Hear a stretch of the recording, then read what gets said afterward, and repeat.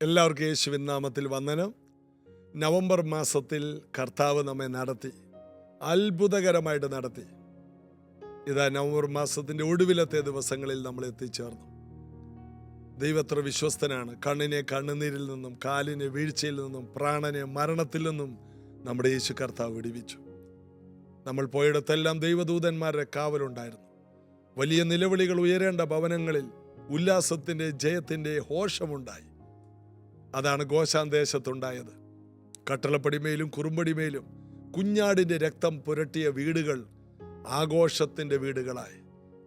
രക്തം പുരട്ടാത്ത വീടുകൾ, മിസ്രൈമിലെ ഭവനങ്ങളിൽ മരണ നിലവിളികൾ ഉണ്ടായി. ഇന്നും അതങ്ങനെ തന്നെ സംഭവിക്കുന്നു. യേശുവിനെ സ്വീകരിച്ചവർക്ക് പ്രത്യേകമായ ദൈവദൂതന്മാരുടെ കാവലുണ്ട്.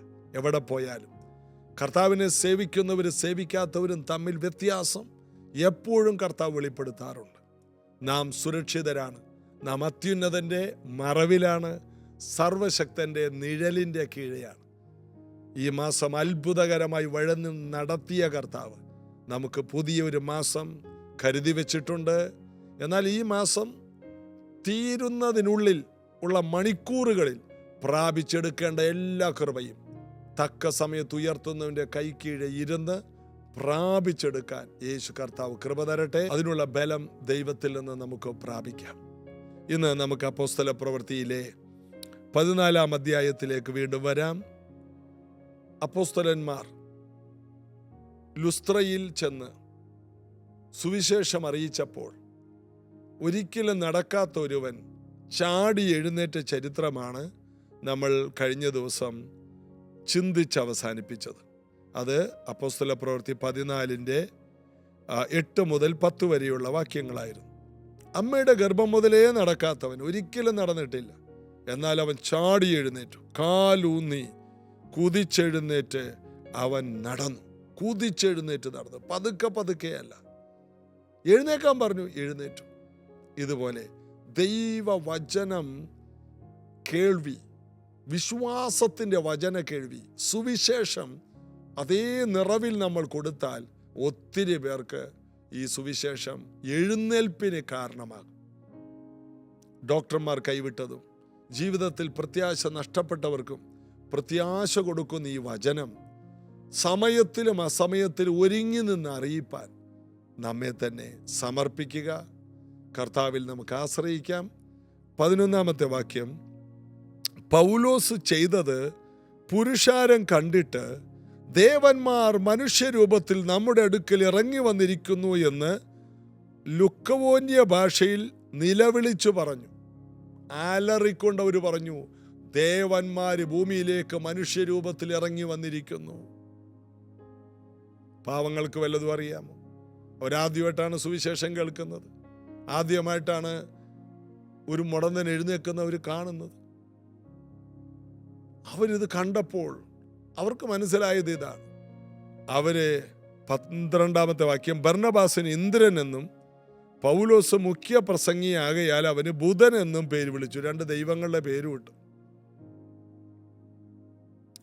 തീർന്നില്ല.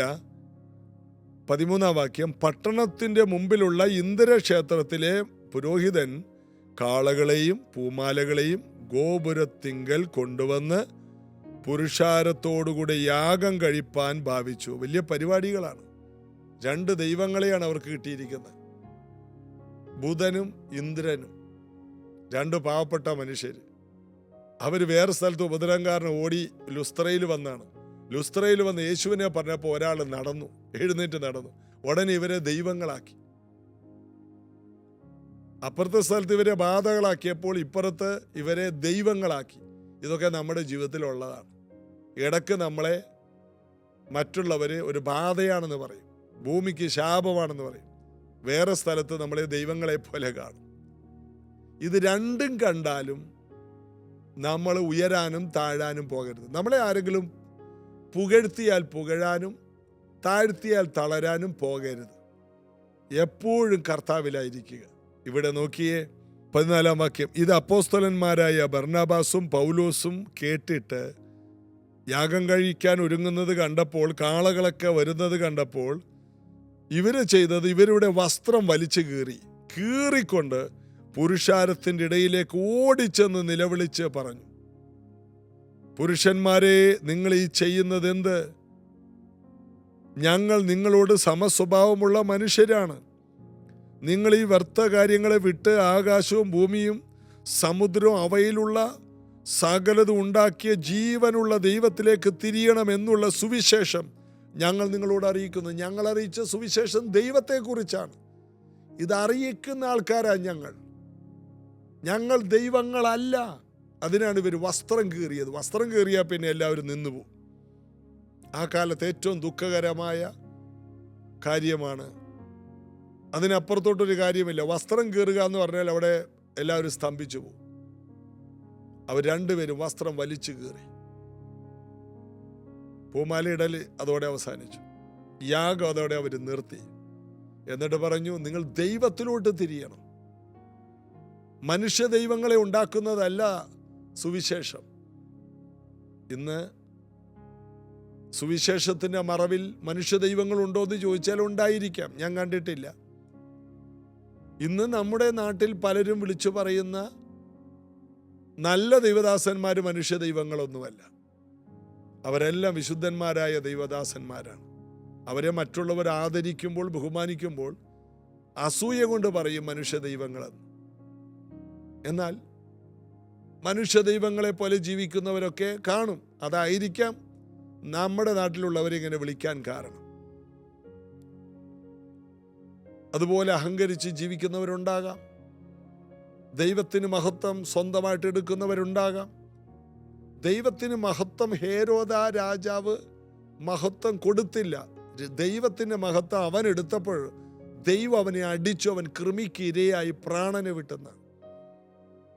നെബൂഖദ്നേസർ രാജാവ് ഇതെല്ലാം എൻ്റെ സ്വന്തം പ്രതാപത്തിലുണ്ടാക്കിയ മഹതിയാം ബാബിലോൺ എന്ന് പറഞ്ഞപ്പോൾ അവൻ ബോധമില്ലാത്തവനായി കാളയെപ്പോലെ 7 വർഷം മൃഗതുല്യമായി കാട്ടിൽ പോയി കാട്ടുമൃഗങ്ങൾക്കൊപ്പം പുല്ല് തിന്നു. അവൻ്റെ ശരീരത്തിലെ രോമങ്ങൾ തൂവല് പോലെ വളർന്നു. അവൻ മറ്റുള്ള മൃഗങ്ങൾക്കൊപ്പം പുല്ല് തിന്നു എന്ന് ദൈവവചനം പറയുന്നു. പുല്ലങ്ങനെ തിന്നും. പുല്ല് തിന്നപ്പോൾ ദഹിച്ചു. കാരണം ദൈവം അവനെ മൃഗമാക്കി കളഞ്ഞു. മൃഗത്തിൻ്റെ നേച്ചറാക്കി. ആ ഒരു പ്രകൃതത്തിലേക്ക് അവൻ മാറി. അവൻ അഹങ്കരിച്ചു. ഇതാണ് ഇതിൻ്റെ കാരണം. അപ്പോൾ ദൈവത്തിന് കൊടുക്കേണ്ട മഹത്വത്തിൻ്റെ ഒരംശം പോലും നമ്മൾ എടുക്കരുത്. ഇതാണ് ബർന്നബാസും ശൗലും വസ്ത്രം വലിച്ചു കീറാൻ കാരണം. ആരെങ്കിലും നമ്മളെ വളരെയധികം ബഹുമാനിക്കാൻ നോക്കി അവിടുന്ന് പോവുക.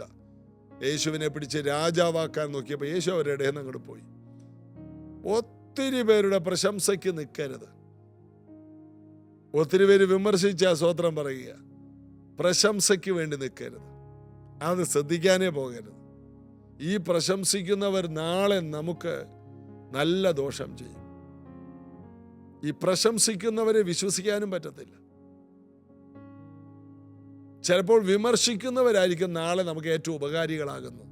അതുകൊണ്ട് ഇതെല്ലാം മനസ്സിലാക്കാനുള്ള വിവേചനത്തിൻ്റെ ആത്മാവ് നമുക്ക് വേണം. ബർന്നബാസും ശൗലും പൗലോസും വസ്ത്രം വലിച്ചു കീറിയിട്ട് പറഞ്ഞു, നിങ്ങൾ ദൈവത്തിലേക്ക് തിരിയണമെന്നാണ് ഞങ്ങൾ പ്രസംഗിച്ചത്.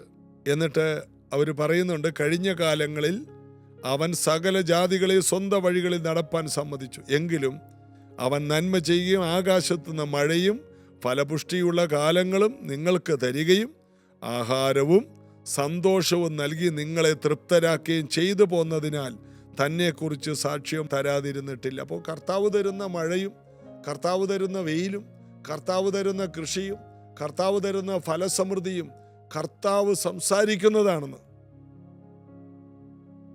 ഞാൻ നിങ്ങളുടെ കൂടെ ഉണ്ട് എന്ന് കർത്താവ് സംസാരിക്കുന്നതാണ് നമുക്ക് കിട്ടുന്ന മഴയും വേനലും വെയിലുമെല്ലാം. പ്രകൃതിയിൽ ഉണ്ടാകുന്ന അനുഗ്രഹങ്ങൾ കാണുമ്പോൾ കർത്താവ് നമ്മുടെ കൂടെയുണ്ടെന്ന് മനസ്സിലാക്കാനാണ്. ക്ഷാമകാലം വന്നപ്പോൾ ദാവീദ് ദൈവത്തോട് പ്രാർത്ഥിച്ച് എന്തുകൊണ്ടാണ്? ഉടനെ ദൈവം പറഞ്ഞു, ഇന്ന കാരണം കൊണ്ടാണ് ഈ ക്ഷാമം വന്നത്.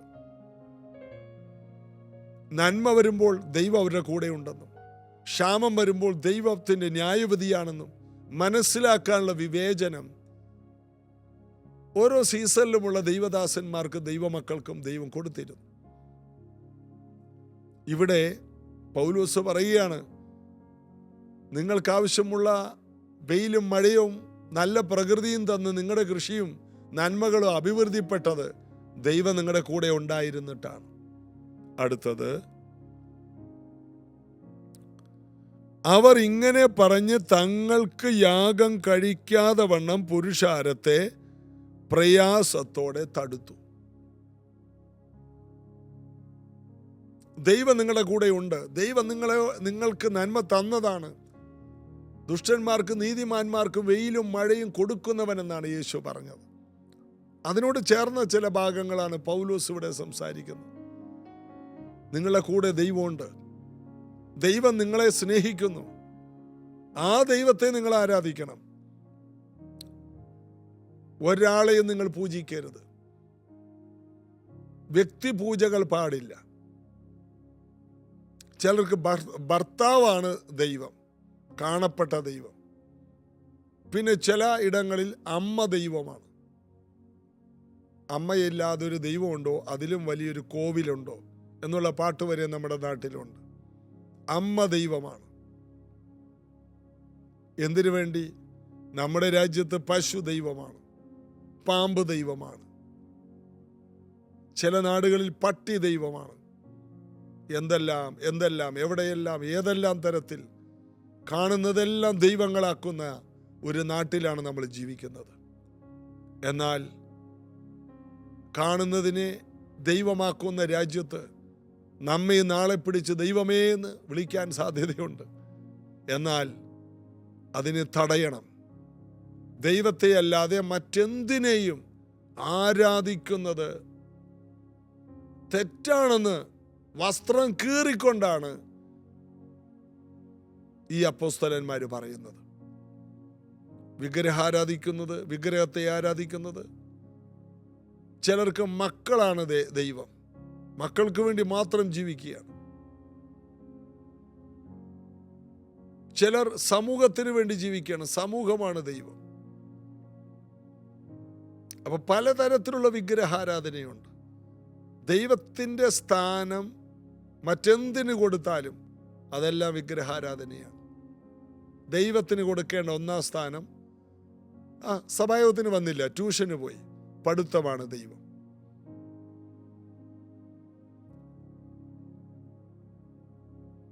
സഭായോഗം മുടക്കിയിട്ട് കല്യാണത്തിന് പോയി, ആ വീട്ടുകാരും ബന്ധുക്കളുമാണ് ദൈവങ്ങൾ.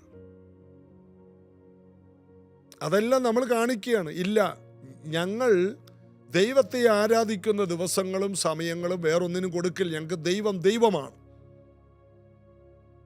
ഞങ്ങൾക്ക് ഞങ്ങളുടെ ദൈവത്തെ മഹത്വപ്പെടുത്തണം. ഞങ്ങളെ വിടുവിച്ചവനാണ്, ഞങ്ങൾക്ക് ആയുസ് തന്നവനാണ്. അങ്ങനെ ഒരു പ്രയാസത്തോടെ ഒരു വിഗ്രഹാരാധനയെ തടുത്തു കളഞ്ഞു. അല്ലെങ്കിൽ നാളെ ഇവര് ദൈവങ്ങളായി ഈ കോവിലിലെ ദേവന്മാരായി മാറാം.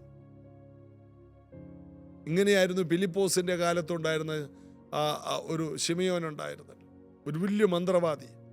അവൻ ദൈവമാണെന്നും പറഞ്ഞ് അങ്ങനെ നിൽക്കുകയായിരുന്നു. മറ്റുള്ളവരെ തടയണം. ദൈവത്തെ അല്ലാതെ മറ്റെന്തിനെ ആരാധിച്ചാലും അതിൽ നമ്മൾ വേദനപ്പെടണം.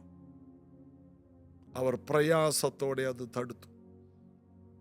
നമ്മുടെ ജീവിതത്തിൽ കർത്താവിന് ഒന്നാം സ്ഥാനം കൊടുക്കാത്ത എല്ലാ മേഖലകളെയും കാണുമ്പോൾ നമുക്ക് സങ്കടമുണ്ടാകണം. ദൈവത്തെ പ്രസാദിപ്പിക്കുവാൻ ദൈവം നമ്മെ വിളിച്ചിരിക്കുന്നു.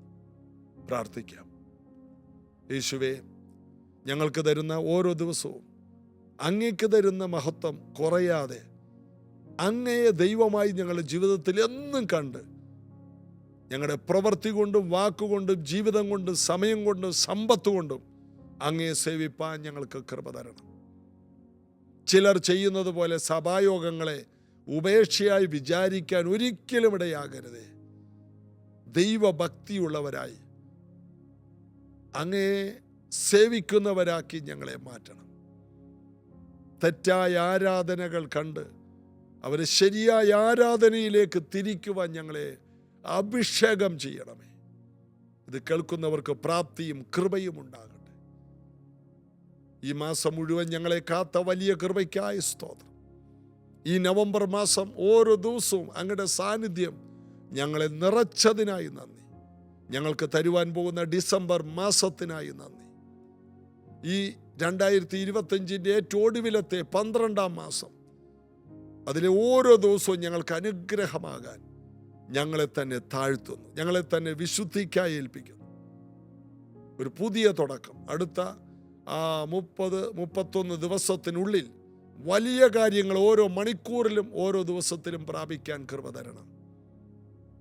യേശുവിൻ നാമത്തിൽ പിതാവേ, ആമേൻ.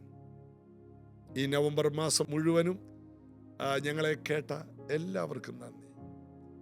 കർത്താവ് അനുവദിച്ചാൽ ഡിസംബർ മാസത്തിൽ നമുക്ക് എല്ലാ ദിവസവും ഒരുമിച്ച് കൂടാൻ യേശു കൃപ തരട്ടെ. നാളെ നമുക്ക് അനുഗ്രഹിക്കപ്പെട്ട ഒരു സഭായോഗം, നവംബർ മാസത്തിലെ ഒടുവിലത്തെ സഭായോഗമുണ്ട്. നാളെ രാവിലെ 8 മണിക്കാണ്. പ്രൈസ് ജനറേഷൻ ചർച്ചിലേക്ക് നിങ്ങളെ സ്വാഗതം ചെയ്യുന്നു. God bless you. There is power in the name of Jesus.